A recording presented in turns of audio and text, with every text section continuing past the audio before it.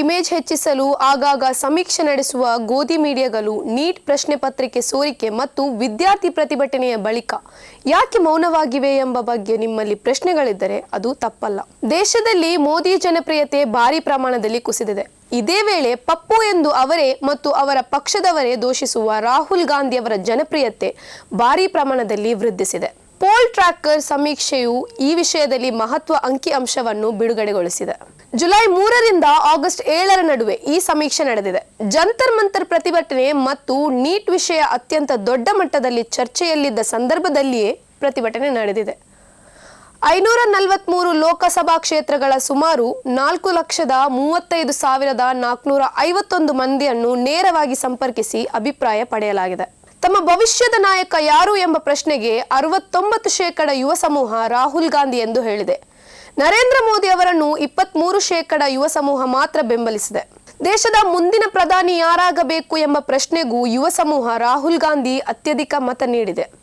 58% ಯುವ ಸಮೂಹ ರಾಹುಲ್ ಗಾಂಧಿ ಮುಂದಿನ ಪ್ರಧಾನಿಯಾಗಬೇಕು ಎಂದು ಹೇಳಿದ್ದಾರೆ.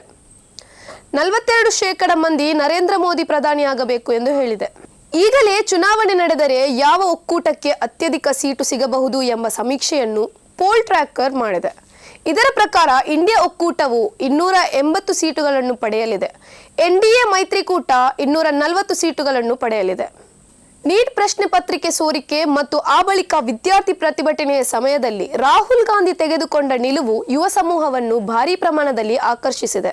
ಡೆಹ್ರಾಡೂನ್ ಮತ್ತು ಪ್ರಯಾಗ್ರಾಜ್ನಲ್ಲಿ ನಡೆಸಿದ ಛಾತ್ರೋ ಕಿ ಗೂಂಜ್ ಕಾರ್ಯಕ್ರಮದಲ್ಲಿ ಸಾವಿರಾರು ವಿದ್ಯಾರ್ಥಿಗಳು ಸ್ವಯಂ ಪ್ರೇರಿತವಾಗಿ ಭಾಗಿಯಾಗಿರುವುದೇ ಈ ಜನಪ್ರಿಯತೆಯನ್ನು ಹೇಳುತ್ತಿದೆ.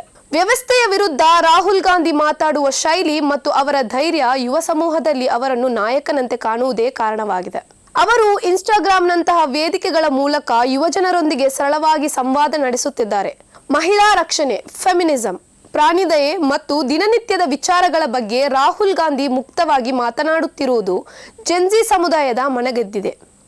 ಜಂತರ್ ಮಂತರ್ನಲ್ಲಿ ವಿದ್ಯಾರ್ಥಿಗಳ ಮೇಲಿನ ಪೊಲೀಸ್ ದೌರ್ಜನ್ಯದ ವಿರುದ್ಧ ಅವರು ಆಡಿದ ಮಾತು ಮತ್ತು ತೆಗೆದುಕೊಂಡ ನಿಲುವು ಬಹಳ ಪ್ರಭಾವಶಾಲಿಯಾಗಿದೆ.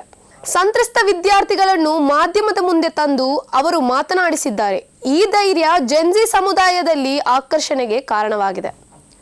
ರಾಹುಲ್ ಗಾಂಧಿಯನ್ನು ಪಪ್ಪು ಎಂದು ಬಿಂಬಿಸುವುದಕ್ಕೆ ಬಿಜೆಪಿ ಐಟಿ ಸೆಲ್ ಕೋಟ್ಯಾಂತರ ರೂಪಾಯಿ ಖರ್ಚು ಮಾಡಿದೆ, ಈಗಲೂ ಮಾಡುತ್ತಿದ್ದಾರೆ. ಆದರೆ ದಿನೇ ದಿನೇ ಬಿಜೆಪಿ ಖರ್ಚು ಮಾಡುತ್ತಿರುವ ಹಣ ನೀರಿಗೆ ಸುರಿದ ಹೋಮದಂತಾಗಿದೆ ಎಂಬುದನ್ನು ಬೆಳವಣಿಗೆಗಳು ಹೇಳುತ್ತಿವೆ.